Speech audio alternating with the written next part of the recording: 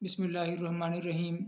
आज की वीडियो में हम बात करेंगे सेमन टेस्ट के बारे में कि सेमन का टेस्ट जो है वो किस तरह होता है। इससे पहले हमें ये समझना होगा कि सेमन होते क्या हैं। सेमन की जो करेक्ट डेफिनेशन है, तारीफ़ है, वो यूँ है कि स्पर्म और फ्लूइड पर मुश्तमिल मवाद को सेमन कहते हैं। इंसान जो स्पर्म खारिज करता है वो स्पर्म नहीं होते बल्कि वो सेमन ही होते हैं, क्योंकि स्पर्म तो एक अलग चीज़ है जो हम कहते हैं कि हमारे स्पर्म हैं, बल्कि ये सेमन ही है, क्योंकि इसके अंदर 90% जो है वो जो फ्लूइड होता है और 10% जो है स्पर्म होते हैं। जो 90% फ्लूइड होता है उसके अंदर वाटर भी होता है, एंजाइम भी होते हैं, प्रोटीन्स भी होती हैं, मैग्नीशियम, कैल्शियम, नाइट्रोजन मादे, इस तरह की सारी चीज़ें होती हैं। तो इन दोनों के मवाद को सेमन कहते हैं। अब बात करते हैं सेमन टेस्ट की कि सेमन टेस्ट हम क्यों करते हैं। जो बांझपन औरतें हैं, जिन औरतों को बच्चे नहीं होते, वो औरतें और उनका खावंद सेमन का टेस्ट कराते हैं। इससे ये पता चलता है कि किसको बीमारी है, कि हमारे बच्चे क्यों नहीं हो रहे। लेकिन बच्चों का होना ना होना ये तो एक कुदरती निज़ाम है, नेचुरल सिस्टम है, क्योंकि अल्लाह ताला का फरमान है कि मेरी मर्ज़ी है, मैं जिसको चाहे सारे बच्चे दूँ, जिसको चाहे सारी बच्चियाँ दूँ, और जिसको चाहे दोनों दूँ, और जिसको चाहे कुछ ना भी दूँ। लेकिन साइंस जो है वो इस बात को मानती है। अब हम देखते हैं साइंस क्या कहती है। साइंस कहती है कि सेमन टेस्ट कराना चाहिए। इससे ये पता चलेगा कि किस शख्स को बीमारी है, मर्द को है या औरत को है। सेमन का टेस्ट करने के लिए सबसे पहले हमें स्पर्म लेने पड़ते हैं। स्पर्म जो है वो 2 ml से ज़्यादा होने चाहिए थे। ये इसका वॉल्यूम है, 2 ml से ज़्यादा होने चाहिए। तो चूँकि स्पर्म जो है वो गाढ़े होते हैं, थिक होते हैं, इससे हम इसकी जो है वो काउंट को मालूम तो नहीं कर सकते।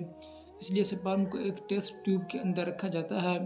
जो गाढ़े स्पर्म होते हैं, नीम सियाल मादा होता है, उसको टेस्ट ट्यूब के अंदर रखते हैं। टेस्ट ट्यूब के अंदर रखने के बाद 1 घंटे तक जो गाढ़ा स्पर्म होता है, सेमन होता है, वो खुद ब खुद फ्लूइड की फॉर्म में आ जाता है, यानी कि लिक्विड की फॉर्म में आ जाता है।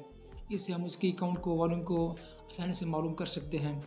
इसके बाद मालूम करते हैं स्पर्म की पीएच। टेस्ट ट्यूब से सेमन के एक ड्रॉप लेते हैं ड्रॉपर से, और उस ड्रॉप को पीएच पेपर के ऊपर डालते हैं, जिससे सेमन की पीएच हम इजीली मालूम कर सकते हैं। जो स्पर्म की या सेमन की नॉर्मल पीएच है वो है 7.2।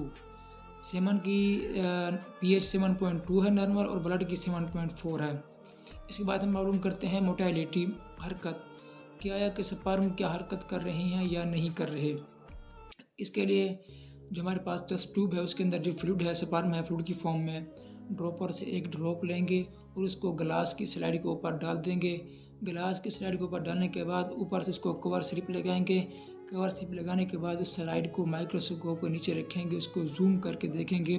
सबसे पहले देखेंगे 10x पर इसका एनालिसिस करेंगे, तज्जिया करेंगे। 10x के बाद हम इसको जूम करेंगे 40x पे। 40x के बाद हम देखेंगे क्या स्पर्म मूव कर रहे हैं या नहीं कर रहे। इससे हम स्पर्म की मोटेलिटी यानी कि हरकत को मालूम कर सकते हैं। इसके बाद हम ये चेक करेंगे आया क्या स्पर्म जिंदा हैं या मुर्दा हैं, डेड हैं या लाइव हैं, जिंदा हैं। इसके लिए फिर हम वही करेंगे, एक जो है वो ड्रॉप लेंगे, ग्लास साइड पर रखेंगे, फिर कवर स्लिप लगाएंगे, फिर माइक्रोस्कोप के अंदर डालेंगे, उसको जूम करके देखेंगे। जो डेड स्पर्म होंगे वो सटाइन हो जाते हैं, जबकि जो जिंदा होंगे वो कभी सटाइन नहीं होते। ये था हमारा आज का लेक्चर।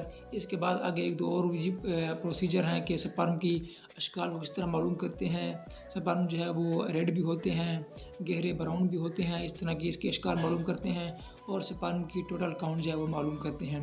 ये था हमारा आज का टॉपिक। अगली वीडियो जो है वो किस टॉपिक पे बना है हमें कमेंट में बता दीजिए।